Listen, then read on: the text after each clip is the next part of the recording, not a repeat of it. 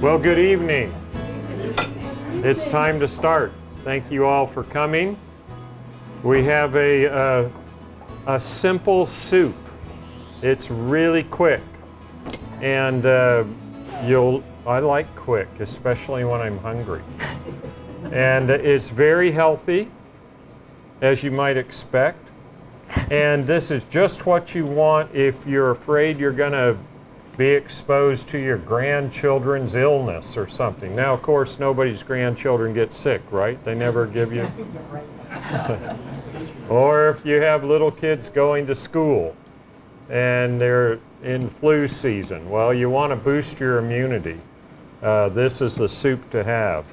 So, Lyn, talk to us about how you make this soup. So, I've always, when I look at a recipe, I always try really hard to make it as simple as I can. And so you could make this soup with like just putting the onions and the garlic in a very small amount of water and kind of trying to brown them a little bit. But saute them is another word for that. But I think, you know what? Just put the 4 cups of water in your pot and then add... Here? Yeah, right. Then we'll add the onions. Then we'll add the onions. So I put 4 cups of water in this snazzy pot over here. So you don't have to worry about what size you cut the onions up because we're going to puree them. So basically we just need to chop them in reasonably small pieces and put them in the pot. Should we turn up the heat on that? Yeah, we can turn up the heat. Lyn's good at turning up the heat. All right, that's 1/2. We'll get the other one chopped here directly. Now these are red onions, and they have more what than white onions? Antioxidants. Yeah. So go for color. That's always good. Even white onions are very good, though. They're rich in flavonoids and quercetin and lots of good things. We grew these in our garden, and I like them very well. They keep well, at least so far. Spring's coming now, and then they'll want to grow. So in the case of garlic, in our family, there's kind of a family joke that you can't have too much garlic, but of course you can. That is, if all of you are eating it together. So you can kind of gauge these amounts according to your family. So I only brought 3 garlics because these were kind of on the large side. So you just put your onions and your garlic in your hot water. And then the last thing you put in is your apple. Which I'm going to chop momentarily. Does it matter what kind of that? So I got this from an Italian cookbook. And she suggested that you look for a sweet apple. And she suggested several. So when I was at Shaw's, the Honey Crisps looked nice, so I got some of those. So this is a Honey Crisp. Is the bouillon in the water? No. So you can either, actually I've made it both ways. The recipe that I took this from, the cookbook, suggested adding it later, but I have done it at this stage as well. I don't think it really makes a huge difference. Doesn't make any difference. Don't make the recipe too complex. Lyn, could you use your chicken seasoning instead of the vegetable? You could. I think you could use probably a variety of vegetable seasonings. This is not the best knife to slice slice an apple, but you know, you work with what you got. At least you have one. That's right, we do. Thanks to you. I thought I was going to be doing this with a table knife. So a lot of these bouillons are pretty high in sodium. What do you use? The bouillons being high in sodium. Well, I'll look at it and tell you how many milligrams of sodium. This has 710 milligrams. Well, I could have used that pocket knife. 38. So this has 710 milligrams in 1 teaspoon. So 710, 1 teaspoon of salt is how many milligrams? About 2,300. So this is about 1/3 the amount of sodium per teaspoon is straight salt. Not bad, you know, when it goes in a whole pot. Generally speaking, if you want low salt, you want to have the calories roughly equivalent to the milligrams of sodium. So this is probably not going to quite make it, but close. You need a teaspoon of salt. Okay, so we're going to put the 2,300 milligrams in. So the first time we made the soup, we thought it was too strong, so we tried to back off the seasonings. So kind of depending on if you like your things like really flavorful, you can add a bit more or less. Just subtract it. Generally speaking, if you use an unrefined salt like this Himalayan salt, or if you use a Celtic salt or a sea salt, you need less and you have more flavor because you have more than sodium chloride in it. You have other minerals. So as soon as this is cooked, then we can go ahead and add the vegetables. How soon will that be? Well,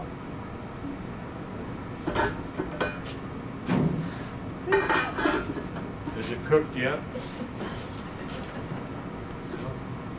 Is this a slow cooker? no, it's not a slow cooker.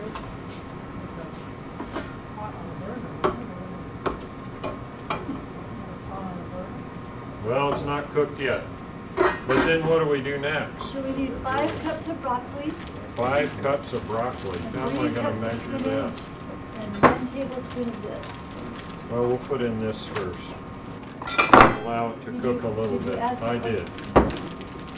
We always have this discussion at home when we're cooking. Did you add it or not?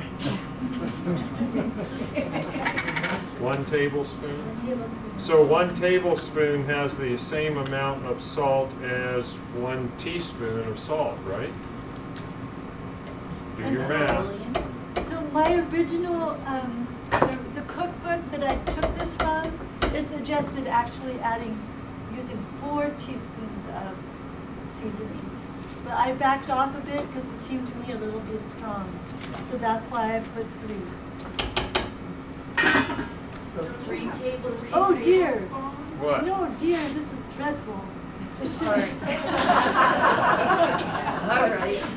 Is there a typo on there? It was me. I take full responsibility. There should be 1 tablespoon. Yeah. 1 tablespoon. Okay. Yeah. Please mark that right or else it will be really salty. Forgive me. My error. I didn't proofread it. It's my fault. 1 tablespoon. Why does so many recipes call for unsalted butter, and then or something, and then later on they'll tell you to add salt? Well, our recipes don't have unsalted or salted butter, you'll notice. But it's a For that very reason. it's a really good question. Okay, 5 cups of broccoli. I think it's cooked. What do you think? Cooked? Not cooked. What I always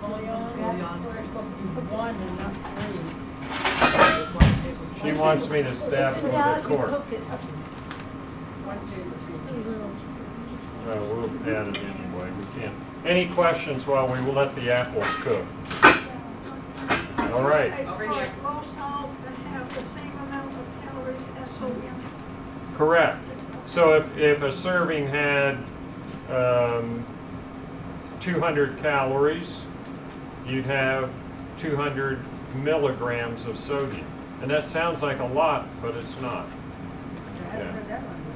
A milligram of sodium per calorie, that's pretty good. If you have more milligrams of sodium than calories, that's high salt. It's a simple rule of thumb. Yeah. Because how many calories are you going to eat in a day, roughly? 2,000? Okay, well, you want to keep your sodium at 2,000 milligrams then. That's a little less than a teaspoon. Other question? Yes? Can you comment on using frozen versus fresh? I'm sorry, I need to move away from this. Frozen versus Frozen fresh. versus fresh. Oh yeah, frozen versus fresh. If the fresh came from California at this time of year, it would have more nutrition in the frozen.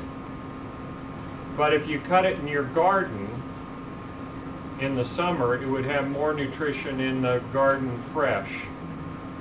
You lose about 10% of the nutritive value when it's flash frozen in the field, and it stays about that for a year.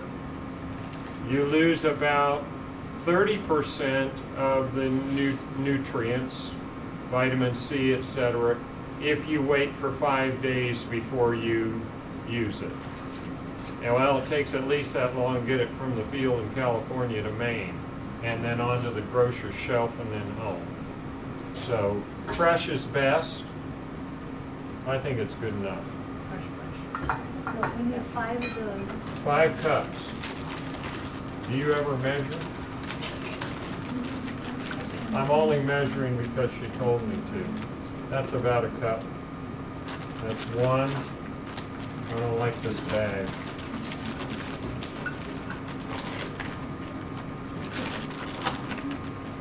Oh, wow.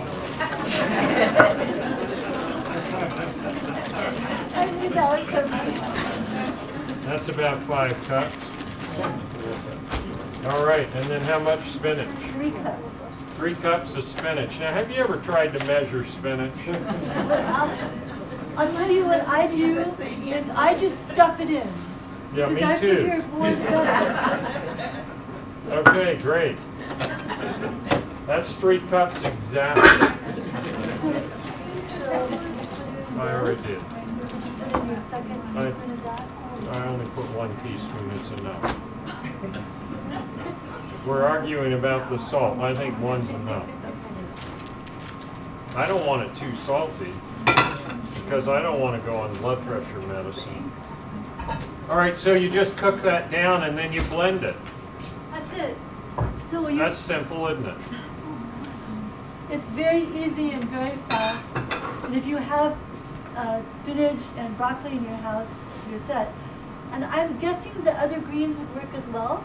I'm going to try it when I get a chance. Yeah, you could probably use collards beautifully.